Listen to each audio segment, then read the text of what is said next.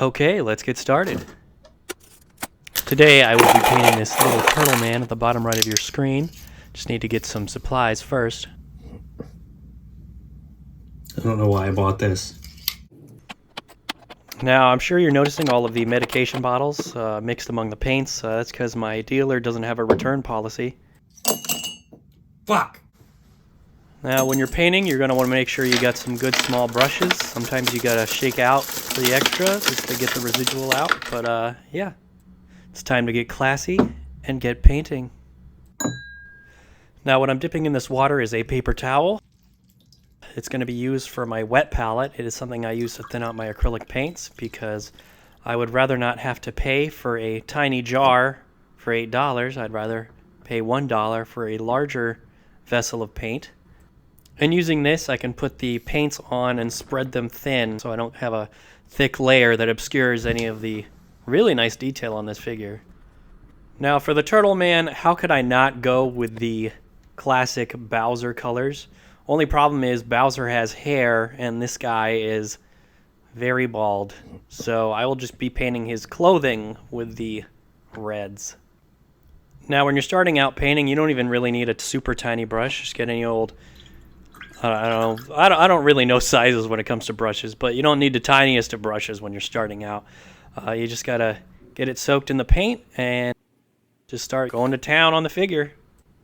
And having a thin coat means you don't really have to worry about mistakes too terribly. Case in point. Oh shit. Bowser's yellow. Oh. At this point, since I thought the paint was still fairly fresh, I thought I could, wet it and then just kind of paint it off with water. It didn't quite work out how I really wanted it to. Okay, now that it's dry, I am able to restart the process. I didn't let it dry well enough, but luckily you can literally blow off some of the paint to prevent future problems. It's the same technique I use when I get cornered in a dark alley. At this point, I've finished with the skin, and I am moving on to the shell. Now, I know the green shell with the white spikes looks really nice on camera, but in person, that shit looks kind of ridiculous. I really hated it, which is why by the end of the video, I commit a cardinal sin. Now we're moving on to something everyone needs, a nice pair of pants. I went with cherry red and orange kind of mixed together. A little more orange than cherry red because, I don't know, the red that in that paint set is like all these super fancy versions of the regular colors, but the red was just a little too, I don't know. I found the red very undesirable, so I usually mix it with an orange or a black to kind of make it a little more likable.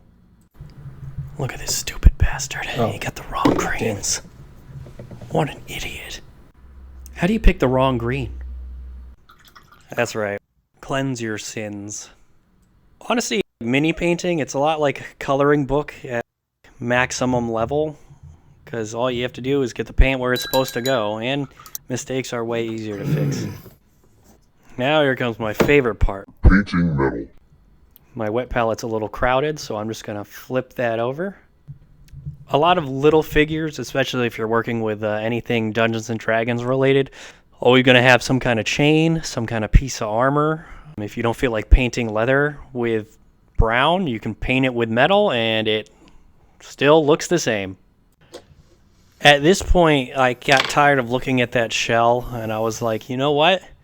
In the theme of Mario-related stuff, I'm going to make him the most powerful object in the universe by giving him a blue shell. What I had not anticipated was how much of a clown he would look like after I finished this. But at this point, I felt like I was done for the day. I thought, maybe this will grow on me. Maybe my tastes will change in 24 hours, and I'll come back to it and be like, oh, you know what? This was a good color choice.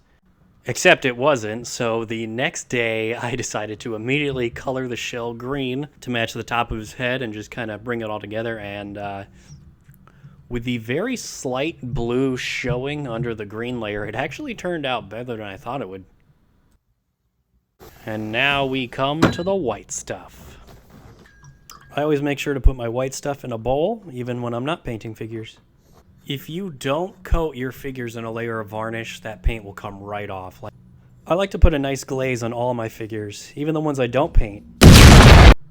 And with this, the figure is done, and it's ready to show off.